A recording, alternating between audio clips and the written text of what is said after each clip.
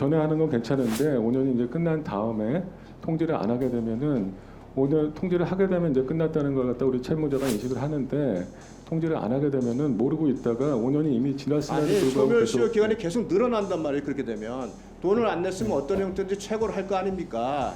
그래서 미리 근데 그 공소시효를 어떻게 산정한다는 거야 그럼? 근데- 전체적으로 이 체계가 납득이 안 가는 측면이 있는데 이거 한번 계류해서 설명을 좀 들어봐야 될 것 같습니다.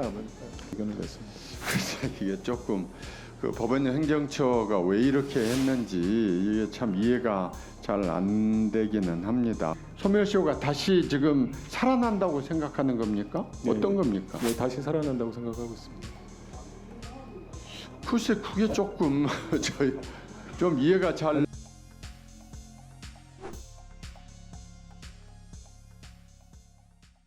관리 및 개인금융 채무자의 보호와 관련 법률과 관련돼서 여기 보면 지금 소멸시효 완성에 대해서 소멸시효 완성일 이후에 채무자에게 통지하도록 돼 있고 소멸시효 완성을 의지하는 안이 좀 나왔어요. 근데 우리가 통상 이 계약 관계인데 계약 관계에서 이렇게까지 채권자가 소멸시효 완성과 관련돼서 완성일을 채무자에게 통지한다는 것 자체가 이게 참 일반 민사법 원칙을 이제 반하게 하는 내용인데 물론 채무자 보호를 위한 측면이 있다고 할지라도 이게 좀 과도한 어떤 체계의 정합성을 어긋난 게 아닌가 하는 생각이 드는데 김성 부원장님. 네, 예. 저 먼저 이제 좀 생각해 보실 게 일반적인 상사 채권이랑 또 금융 채권이랑 좀 차이가 있다는 부분을 좀 생각하시면 좋을 것 같고요. 그러니까 금융 채권의 경우에 연체가 되는 경우에 대부 업체들이 계속 반복 매각하면서 또 불법 과잉 추심을 하는 데가 상당히 많이 있기 때문에 약간 좀 명확히 하자는 측면이 있고요. 그 지금 소멸시효 그거는 말이죠. 현실적으로 일정 기간 부실 채권으로 확정이 됐을 때 그 채권을 전환시키는 거지. 이거는 그 전 단계에서 이렇게까지 한다는 게 이게 체계에서 맞은가요? 이렇게까지 예의를 둔다는 게 좀 납득하기 참 어려운 부분이 있는데. 일반적으로 저희가 일단 관행적으로 현재 소멸시효 기산일에 대해서 다툼이 굉장히 없는 상황입니다. 그리고 없는 상황이라서 뭐 이런 조항이 들어갔고요. 하지만 또 거기 관련해서 쟁점이 있는 경우에는 우리 소멸시효 기산일 관련해서 소송으로 갈 수가 있는 예외 조항이 지금 들어가 있습니다. 잘 이해가 안 가는데 그게. 약간 지금 이 규정은 소멸시효 완성일이 되면 완성일 이후에 채무자에게 통지를 하도록 이렇게 돼 있지 않습니까? 예. 그 소멸시효가 완성되면 그것으로 이제 일반 이건 민사계약이잖아요. 금융계약이니까 그걸로 정리가 되는 것이지 그것을 채무자에게 통지한다는 개념 자체가 이게 무슨 의미가 있는 제도인지 잘 이해를 안 가기 때문에. 그걸 통지를 이제 안 하게 되면은 기존 이제 추심업자들이 지나갔는데도 불구하고 우리 채무자들한테 돈을 조금씩 내라고 하는 경우가 있습니다. 그러니까 5년이 지나가서 이제 끝난 게 명확해. 그거는 민사상에 최고라는 제도가 되면 최고가 되면 소멸시효가 계속 갱신이 되잖아요. 그런데 근데 이제 그거 지금 그 제도를 아예 인정 안 한다는 얘기인가요?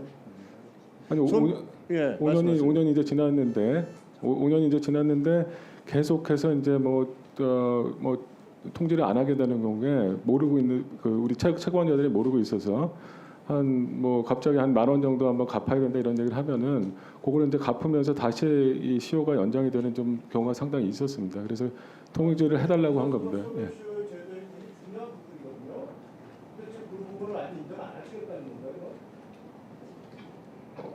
아니 소멸시효 제도는 그 부분에 대한 권리 변제 요청이나 이런 게 없을 때 나오는 얘기고 그 사이에 어떤 변제를 독촉하거나 하는 최고가 있으면 소멸시효가 연장이 되게 돼 있어요. 그게 소멸시효 제도의 기본이거든요. 근데 지금 전에 하는 건 괜찮은데 5년이 이제 끝난 다음에 통지를 안 하게 되면은 5년 통지를 하게 되면 이제 끝났다는 걸 갖다 우리 채무자가 인식을 하는데 통지를 안 하게 되면은 모르고 있다가 5년이 이미 지났음에도 아니 불구하고 소멸시효 계속 기간이 계속 늘어난단 말이에요. 그렇게 되면 돈을 안 냈으면 어떤 형태든지 최고를 할 거 아닙니까? 그래서 미리 근데 그 공소시효를 어떻게 산정한다는 거야 그럼? 근데 앞에 소멸시효를 참. 저희가 그러니까 우리 그 앞에서는 연장을 하시면 당연히 연장이 되는 거고요. 연장을 안 했는데 5년이 지나서 연장을 안 했으면 통지를 해달라 뭐 그 정도 의미로 생각하시면 될 것 같습니다.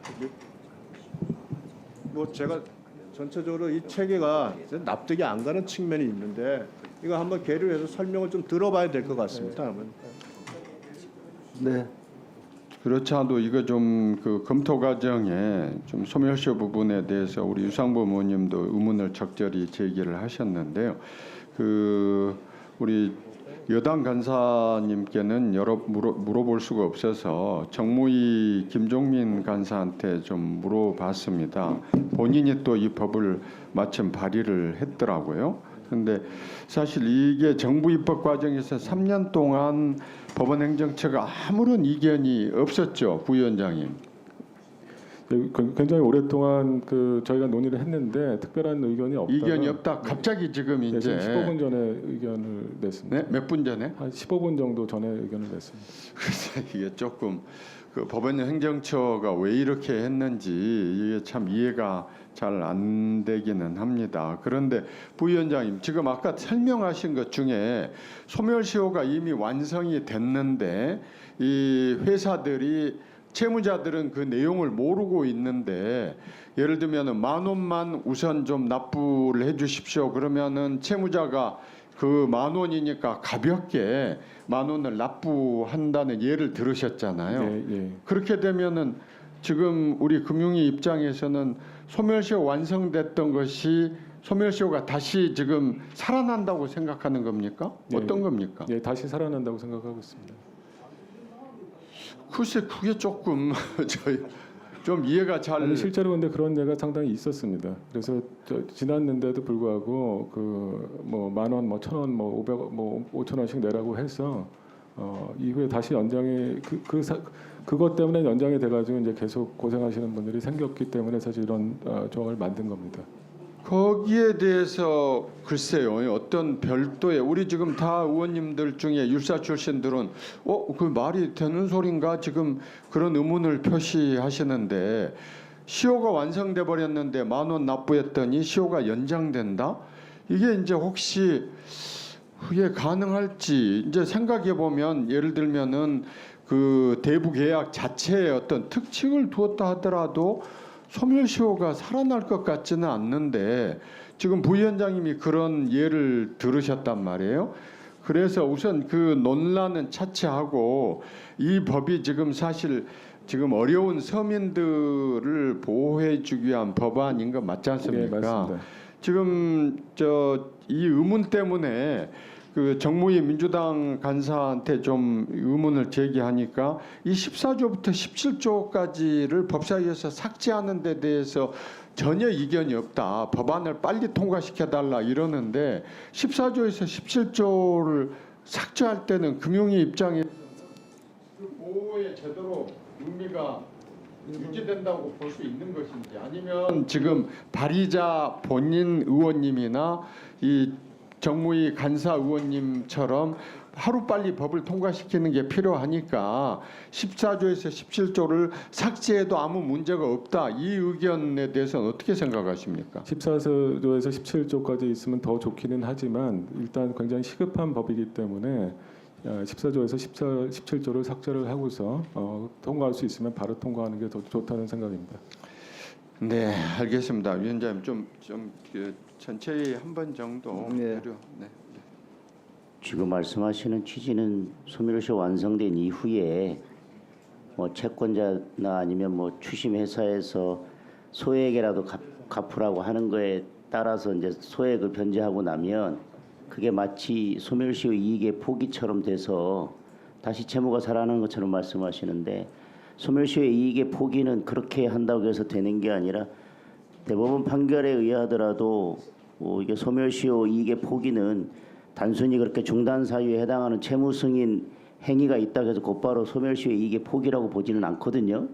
소멸시효 사실 알고 그 이익을 받지 않겠다는 의사표시가 있어야 되기 때문에 그런 경우에는 사실은 법리적으로 다툰다 하더라도 시효이익의 포기로 다루지 않을 수 있기 때문에 물론 뭐 그런 경우에 채무자를 두텁게 보호하기 위해서 이와 같이 규정을 두는 것은 뭐 입법 취지는 제가 이해하겠습니다만은 저는 민법 체계의 근본적인 틀을 깨는 것이고 더군다나 그러면서 채권자가 이런 것들을 할 때는 시효 중단 사유가 있는지 여부 등을 다 판단해서 통지를 해야 되는 것인데 단순히 기간만 지났다고 해서 그냥 통지할 수는 없는 거 아니겠습니까?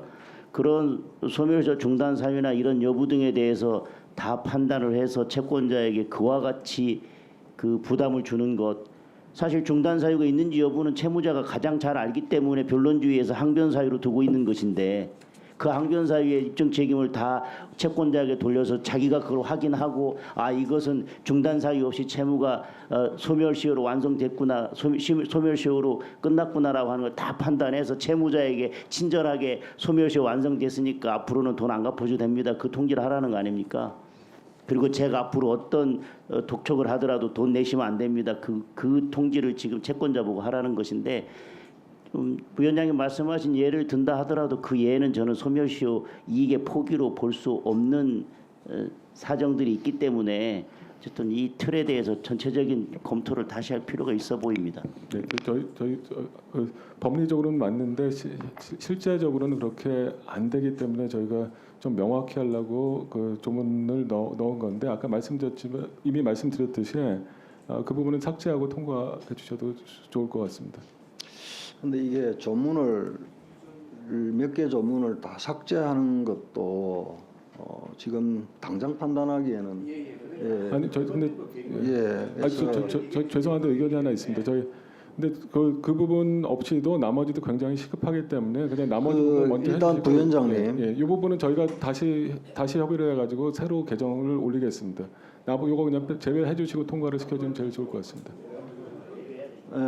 부위원장님 송기현 의원님 수석이 보고하는데 아무 말씀이 없으셔가지고 물어보려고 했는데 이걸 이 자리에서 바로 많은 조문을 통째로 삭제해서 법사에서 하는 것은 자칫하면 정무위원회의 권한을 많이 침해하는 것이 되기 때문에 일단 계류시켜 주시고 정무위원회 의견을 들어서 아니 정무위 권한 침해하는 게 정무위에서 그런 의견이 왔다는 겁니다. 네, 저희 정무위 의견 동의를 받았습니다. 여당 가서 어떻게 하시나요? 자, 그 어차피 부위원장님, 저희들이 올해 12월 달에 법안 본회의가 2번 정도 좀 예정이 됩니다.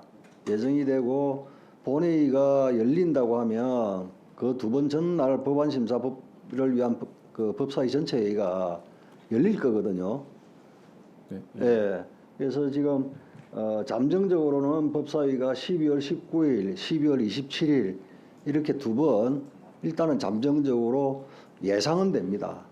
그러니까 저희들이 그때 다시 한번 면밀히 검토해서 몇 개 전문을 그냥 완전히 삭제하고 한다는 것은 저희들도 약간 부담스럽기도 합니다. 그래서 조금 더 정치하게 우리 전문위원님 조금 연구해 보시고 금융위하고 우리 법사위원님들하고도 고견을 좀 받고 해가지고 그렇게 하는 게 맞을 것 같습니다. 지금 금융위 입장은 저희들이 충분히 알겠는데요. 저희들이 그야말로 전형적인 체계상의 문제일 수도 있고 이 조문이 또 들어갔을 때 의미도 있을 수가 있어서 저희들이 조금만 손질을 하면 이 법안의 효과를 극대화할 수도 있겠다 싶네요. 조금 해봅시다. 네, 서병철 간사님.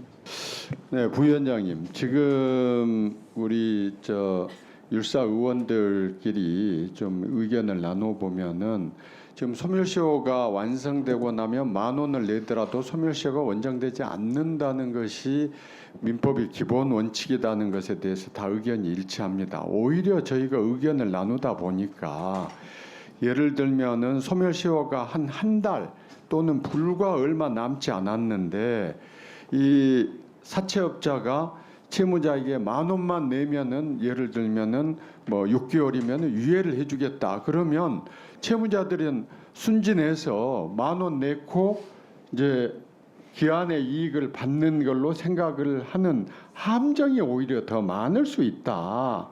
그게 저 부위원장님 훨씬 더 현실성 있는 이야기인 것 같아요. 그래서 지금 말씀을 드리는 건 뭐냐면 아까 위원장님이 누누이 말씀을 주셨잖아요.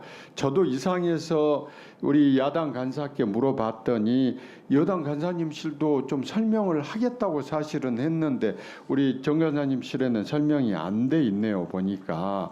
그런데 지금 염려하시는 것은 개인 채무자들 특히 영세 채무자들을 보호하기 위해서 이 법안이 빨리 통과될 필요성에 대해서는 우리 의원님들이나 우리 위원장님 다 공감해요. 그래서 이 부분에 대해서 기왕에 빨리 검토를 좀 하셔가지고요.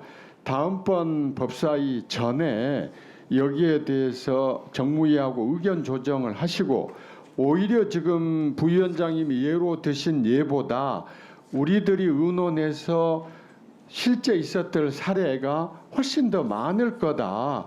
그런 경우를 구제해 줄 수 있는 어떤 방법에 대해서도 같이 좀 검토를 하셔서 집중적으로 좀 정무위, 법사위 그리고 또 우리 전문위원님 하셔서 다음번 법사위 때까지 좀 조정을 할 수 있도록 해주시기 바랍니다. 네, 그렇게 하는 게 맞겠습니다, 부위원장님. 네, 알겠습니다.